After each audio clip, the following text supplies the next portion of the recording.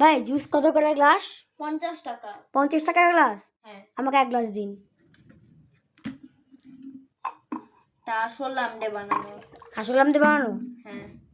আচ্ছা, জুস কত টাকা বলছেন? 50 টাকা। 50 টাকা গ্লাস? হ্যাঁ। তা আপনি এখন এই জুস খাবেন, আপনাকে 400 টাকা দিব। দেখেন 400 টাকা পুরো নগদ। ভাই এই জুস আমি আপনার জন্য ঢেলেছি, আপনি খাবেন, আমি কেন খাবো সেটা বলেন।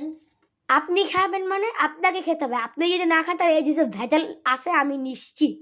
ভাই এই জুস হচ্ছে আসল আমডে বানানো, খাঁটি আম। এটা পুরা হচ্ছে চাষ করে ফসল থেকে নিয়ে আসা হয়েছে, এক ফুটা আর্টিফিশিয়াল ইনগ্রিডিয়েন্টস নাই।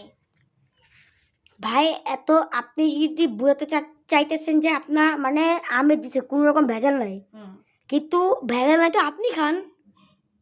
এই লাস্ট বার বলছি আপনার জন্য বানাইছি। আমার জন্য বানাইছেন?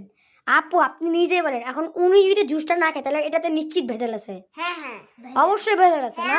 এখন ওকে যদি 400 টাকা দিয়ে নগদ দিয়ে বলতেছে, আপনি যদি এখান থেকে 400 টাকা পাবেন, এক গ্লাস জুসের দাম 50 টাকা, তাহলে এর চেয়ে অনেক বেশি পেয়ে যাচ্ছেন। এখন আপনাকেই খেতে হবে।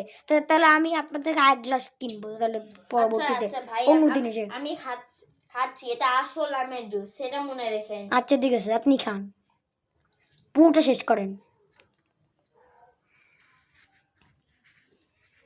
এই আপু তাহলে উনি খেয়েছেন, তাহলে এই জুসে কোনো ভেজাল নাই। তাহলে অবশ্যই তাহলে কোনো জুসে ভেজাল নেই। তাহলে আপনার জুস মানে খাঁটি আমের জুস, তাহলে আমরা এটা বুঝতে পারতেছি।